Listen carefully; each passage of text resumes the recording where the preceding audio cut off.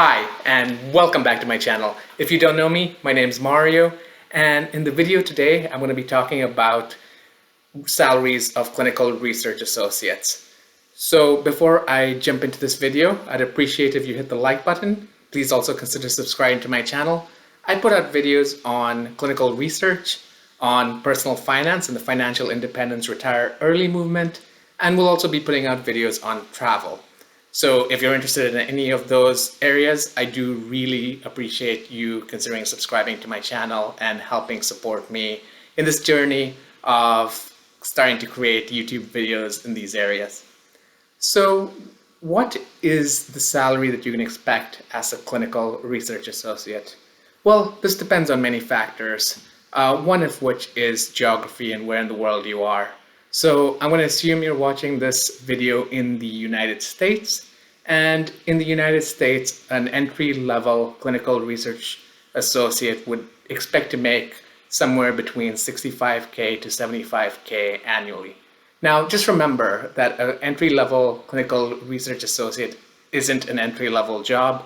To become a CRA, you need some form of healthcare experience. So personally, I had 3 years of experience as a clinical research coordinator in oncology, and other people may have backgrounds in nursing, in pharmacy, in other areas of healthcare. There are many foreign educated MDs that also become CRAs because they already have the medical knowledge. So you just have to learn the various aspects that go into a clinical trial.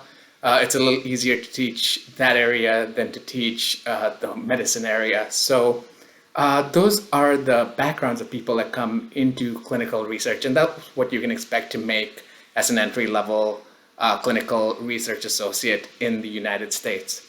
As you advance in your career, your salary will go up, and for many companies, the final area you can get to as a senior CRA is either a senior CRA 2 or a senior CRA 3, depending on the company. Different clinical research organizations have different numbering systems. So I personally currently am a senior CRA 3 at my company, but the equivalent at a different company could be a senior CRA 2. So just keep in mind that the numbering systems aren't industry standard. But at the senior CRA 2, 3 level, your salary will plateau at about 125 to 130K. That is the area you would expect to make as a full-time employee with a lot of experience at a clinical research organization. Now, these are rough estimates. I'm not saying that people don't make less or more, but that is the ballpark, 65 to 75K at the entry level, 125 to 130K with 10 years of experience. One of the things that's commonly done in the industry is jumping to becoming a contract CRA. You have many options as a contract CRA. You can be what's called a W-2 contractor, or you can be a 1099 contractor. The difference in the two is, as a W-2 contractor, you usually are working with another company that handles various aspects of your taxes, benefits, and as a 1099 contractor, you're doing this independently or as an independent contractor. Now, I have experience as a W-2 contractor, and for oncology, as a W-2 contractor, with a lot of experience, you can ask for between $70 to $75 per hour. It's actually becoming much more challenging to find such positions. For oncologists, given the amount of work, I found that it isn't worthwhile to take less than $70 per hour as a W-2 contract CRA.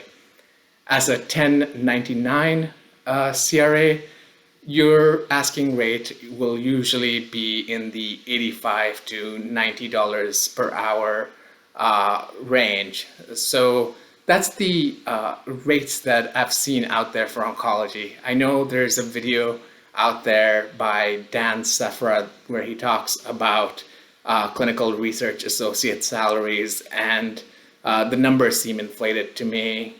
Granted, he is in California, so there might be some opportunities that pay more per hour. There are also times when there's a desperate need. I have had companies reach out to me and say, hey, are you willing to take on an 8-week project where about to have an FDA audit or something massive upcoming?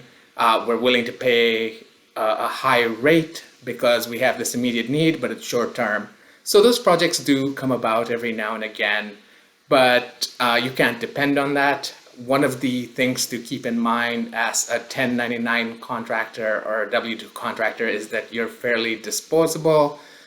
So 1099 contractors usually have multiple contracts. I was a W-2 contractor and only contracted to one clinical research organization, so I didn't really expand beyond that. But finding roles as an oncology clinical research associate isn't that challenging. There's a lot of demand out there.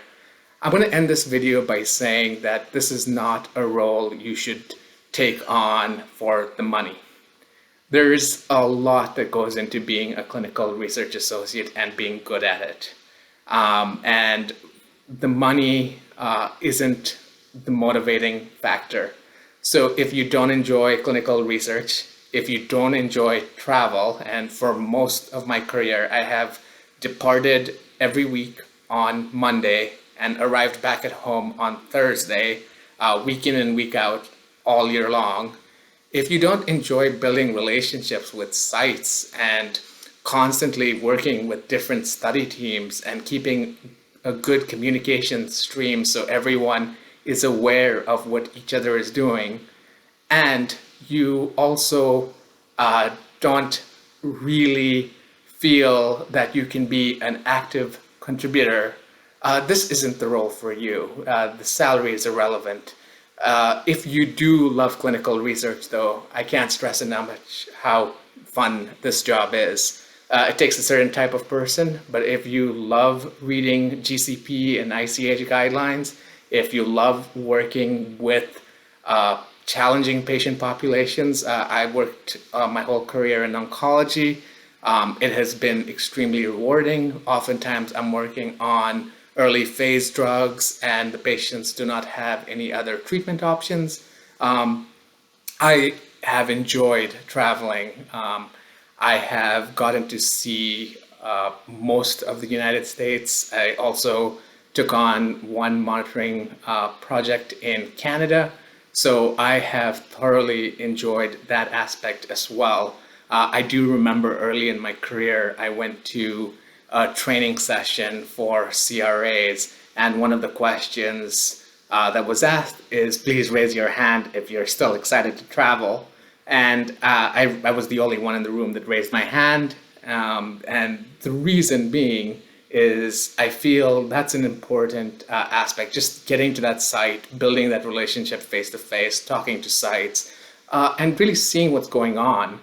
That is a really important aspect to me, and I appreciate that I get to see this in different parts of the country, seeing how different areas work and operate, and really learning which areas are more efficient and have a better way of doing things, and being able to share those practices with other clinics that may be struggling. So this is really all I have to say in terms of clinical research associate salaries. If you enjoy this content, please hit the like button, please subscribe. If you want me to create videos on certain topics, please list them down in the comment section. I appreciate all your support. Thank you very much for watching.